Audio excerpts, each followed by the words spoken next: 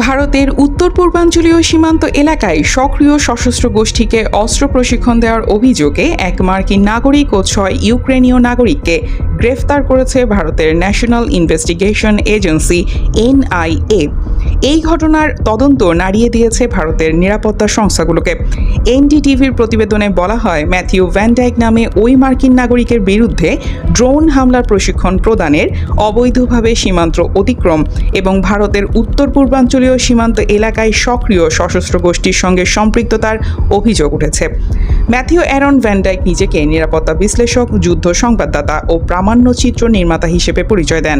2011 সালে লিবিয়ার গৃহযুদ্ধ চলাকালে বিদ্রোহী যোদ্ধাদের সঙ্গে সরাসরি যুক্ত হয়ে তিনি আন্তর্জাতিকভাবে পরিচিতি পান এবং সে সময় তাকে কারাবরণও করতে হয়।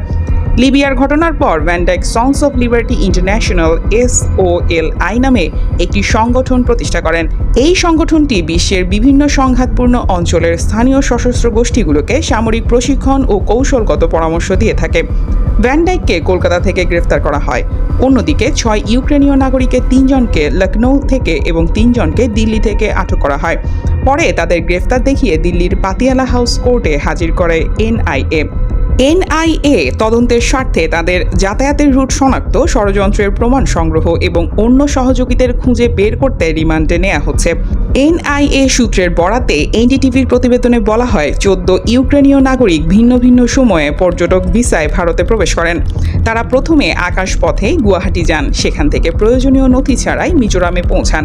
এরপর তারা অবৈধভাবে সীমান্ত পাড়ি দিয়ে মিয়ানমারে প্রবেশ করেন। তাদের উদ্দেশ্য ছিল মিয়ানমারের জাতিগত সশস্ত্র গোষ্ঠীগুলোকে ড্রোন যুদ্ধের প্রশিক্ষণ দেয়া, যা আগে থেকেই নির্ধারিত ছিল। অভিযোগ উঠেছে, ইউরোপ থেকে ড্রোনের একটি বড় চালান ভারত হয়ে মিয়ানমারে পাচার করা হয়েছে, যা ওই সশস্ত্র গোষ্ঠীগুলোর ব্যবহারের জন্য ছিল। এনআইএ সূত্র আরও জানিয়েছে, মিয়ানমারের সক্রিয় বেশ কিছু সশস্ত্র গোষ্ঠীর সঙ্গে ভারতের নিষিদ্ধ সংগঠনগুলোর যোগাযোগ রয়েছে। এসব গোষ্ঠী ভারতীয় বিচ্ছিন্নতাবাদী সংগঠনগুলোকে অস্ত্র, সরঞ্জাম ও প্রশিক্ষণ দিয়ে থাকে বলে অভিযোগ রয়েছে, যা ভারতের জাতীয় নিরাপত্তার জন্য সরাসরি হুমকিস্বরূপ। এনডিটিভি জানিয়েছে, ভারতের ভেতরে এই নেটওয়ার্কের কোনো স্থানীয় সংযোগ আছে কিনা এবং কিভাবে ভারতীয় ভূখণ্ড ব্যবহার করে ড্রোনগুলো পাঠানো হয়েছিল তা খতিয়ে দেখছেন তদন্তকারীরা। প্রতিবেদনে আরও বলা হয়, গ্রেফতারের সময় জব্দ করা মোবাইল ফোনগুলো পরীক্ষা করে দেখা হচ্ছে। চলমান তদন্তের অংশ হিসেবে অভিযুক্ত ব্যক্তিদের বিভিন্ন স্থানে নিয়ে যাওয়া হবে বলে জানা গেছে। উল্লেখ্য, 2025 সালের মার্চ মাসে মিজোরামের মুখ্যমন্ত্রী লাল দুহোমা সতর্ক করে বলেছিলেন, যুক্তরাষ্ট্র ও যুক্তরাজ্যের সাবেক স্পেশাল ফোর্স সদস্য এবং ভাড়াটে যোদ্ধা সহ বিদেশি নাগরিকেরা মিজোরাম হয়ে মিয়ানমারে প্রবেশ করছেন। সেখানে তারা দেশটির সামরিক জান্তার বিরুদ্ধে লড়াইরত স্থানীয় বিদ্রোহী গোষ্ঠীগুলোকে প্রশিক্ষণ দিচ্ছেন।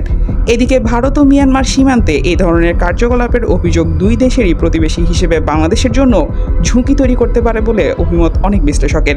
কারণ সীমান্তবর্তী সশস্ত্র গোষ্ঠীগুলো একে অপরের সাথে নানাভাবে যুক্ত।